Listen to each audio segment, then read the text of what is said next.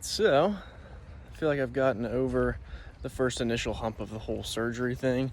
Shoulder's been hurting a little bit, but it's, really not anything I need to take the harder pain meds for, just doing Tylenol as of now.